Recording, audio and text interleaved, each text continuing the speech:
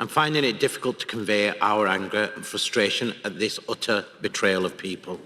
Hollow words about climate emergency from the richest countries, an utter disregard of the science and equity, false ambition and disdain for justice, a license to pollute with net zero 2050 and carbon markets. You have made decisions, as one party acknowledged, decisions about life and death for millions. Yet 500 years of colonial rule and white supremacy, looting the wealth of the global south, and you still value your profits over the lives of black, brown and indigenous people. The rich have refused to do their fair share. More empty words on climate finance. You've turned your backs on the poorest, who face a crisis of COVID, economic and climate apartheid because of the actions of the richest. It's immoral for the rich to talk about their future children and grandchildren when the children of the global south are dying now. We needed concrete solidarity and cooperation. The rich offered more empty words. You're not keeping 1.5 alive. You're setting us on a pathway to 2.5 degrees. You're setting the planet on fire and claiming to act. Your greenwashing kills, and no amount of spinning will mask that. But we are not without hope. It just will not rest with you, but with us, and we don't compromise on justice. President, on behalf of the Marshall Islands, I wish to read into the record our profound disappointment with the change in the language on coal from phase out to phase down. I ask that this be reflected in the report of this meeting. This commitment on coal had been a bright spot in this package. It was one of the things we were hoping to carry out of here and back home with pride, and it hurts deeply to see that bright spot dim. We accept this change with the greatest reluctance. We do so only, and I really want to stress, only, because there are critical elements of this package that people in my country need as a lifeline for their future. Thank you. On behalf of the EIG, we would like to express our profound disappointment that the language that we have agreed on coal and fossil fuel subsidies has been further watered down as a result of an intransparent process. We believe we have been sidelined in a non-transparent and non-inclusive process. We all have remaining concerns, but we're told we could not reopen the text. Mexico, for example, believes the language on human rights should have been strengthened and are very, very disappointed that such demands were not heard, while others can still ask to water down our promises. Thank you. We had the opportunity here in Glasgow to pave the way to keep fossil fuels in the ground, but the approved package fails to keep them in the ground. Shame on us. It is evident that once again, the most vulnerable countries and least responsible for this crisis have assumed the biggest sacrifices to ensure compromises. This must outrage everyone. Therefore, Panama is reluctant to call the outcome of this conference a full success.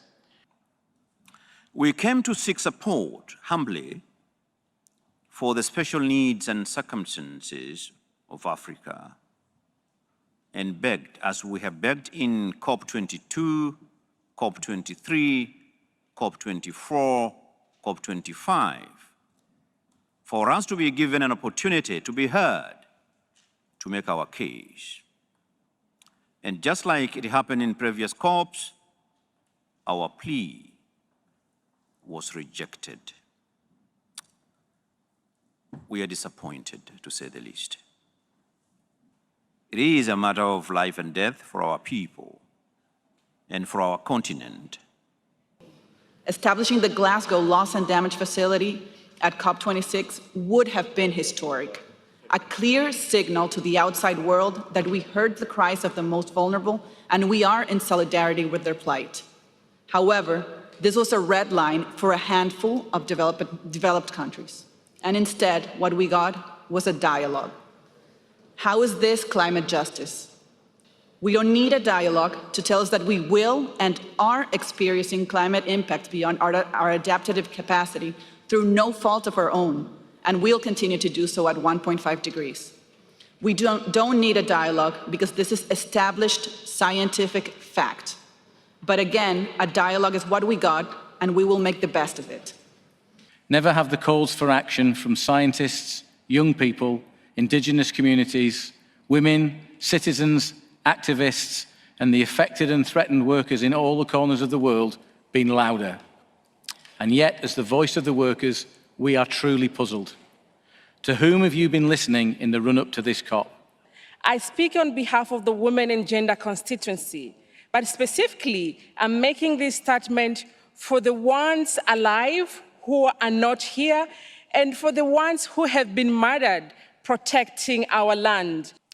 Net zero pledges without concrete plan to achieve real zero emissions and without adequate legal binding commitment to protect human rights are simply greenwashing, a smokescreen hiding the intent to continue polluting and digging the graves of our present and future generation with impunity. We are tired of waiting for the government to prioritize people and the planet over the profit, while so many lives are being impacted and lost.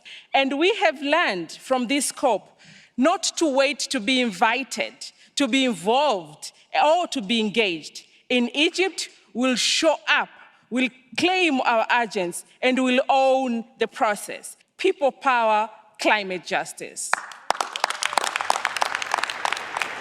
We are the children and grandchildren you spoke of earlier today. Stop talking on behalf of us and let us speak for ourselves. This COP was supposed to be about the future of our planet and us the people, of loss and damage, and of human rights. It was claimed to be the most inclusive COP ever, but last-minute, intransparent amendments drastically weakened the path to phase out fossil fuel. This does not keep 1.5 alive. 1.5 is dying, and so are people and your children. We are half the population of the world. We will continue to fight for climate justice, gender equality, human rights, youth inclusions, that many of you ignored. As global youth, we will take back our right to a safe and healthy environment. We are taking the lead in what is best for humanity.